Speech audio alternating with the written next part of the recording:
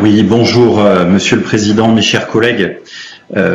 Notre pays et notre région, effectivement, ça a été dit, ont sans doute vécu ce 8 avril l'une des pires nuits, je crois, pour l'arboriculture et la viticulture de ces dernières décennies. J'ai notamment vu dans mon département, la Drôme, de la Valloire jusqu'au Baronnie, des arbres complètement brûlés par un gel noir aux effets totalement dévastateurs. Dans ma commune, Moras-en-Valloire, il a gelé pendant 12 heures consécutives, jusqu'à -7 degrés, parfois même -9 sur certains vergers. Et toutes les techniques de lutte déployées, bougies, aspersions, souffleurs, se sont révélées impuissantes face à l'intensité de ce froid si sec et si persistant. Nous ne verrons cette année aucune cerise, aucun abricot, peut-être quelques poires. Les arboriculteurs ont perdu en une nuit les potes et à laquelle leur revenu annuel. Ils vont compter des pousses de gourmands pour éviter le risque d'une alternance culturelle biennale qui serait catastrophique aussi pour les années à venir. Et le dérèglement s'acharne sur eux. Ils ont déjà connu le gel par le passé, après une douceur beaucoup trop précoce, la grêle, la sécheresse et même la fameuse neige inattendue le 14 novembre 2019. Je pense à eux, je pense à toute la filière aval, à nos metteurs en marché, à nos entreprises de transformation tout aussi impactées et en difficulté, comme nos salariés permanents ou saisonniers qui se retrouvent aujourd'hui sans perspective. On n'avait vraiment pas besoin de ça, j'allais dire, surtout après cette année, plus d'une année de crise sanitaire et économique déjà tellement impactante pour notre emploi. Je crois que nos agriculteurs sont aujourd'hui à bout de force. Ils ne sont pas responsables de toutes ces catastrophes qui finalement leur tombent dessus, leur tombent du ciel.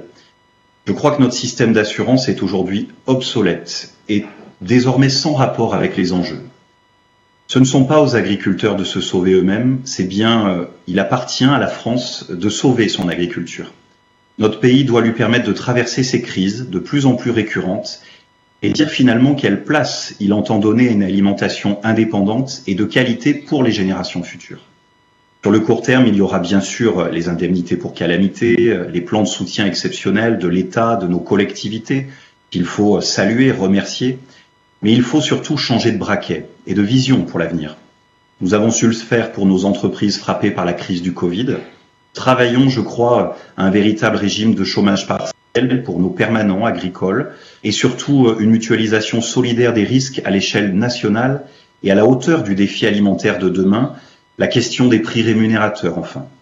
Agissons aussi auprès de l'Europe pour une PAC moins mathématique, plus pragmatique face aux enjeux climatiques que notre agriculture doit traverser et qui ne tiennent pas simplement compte des surfaces, mais de l'adaptation de nos méthodes culturelles aux prochaines décennies à la qualité de nos productions. Travaillons sans tabou sur la question de la ressource en eau et l'irrigation territoire par territoire.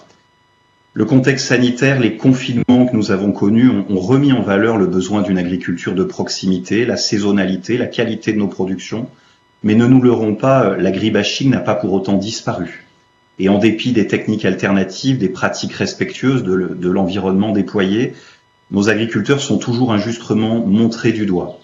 Et je le dis et je le redis aujourd'hui, quand on est maire d'une commune qui a la chance de compter encore de belles exploitations agricoles, on sait que nos vergers, comme nos élevages, font partie de l'identité rurale et on sait que c'est important pour demain. Je crois que nos agriculteurs méritent toute notre reconnaissance et notre soutien. Notre groupe votera ce rapport et vous proposera même d'aller plus loin avec les amendements communs que nous proposons avec le groupe PRG. Je vous remercie.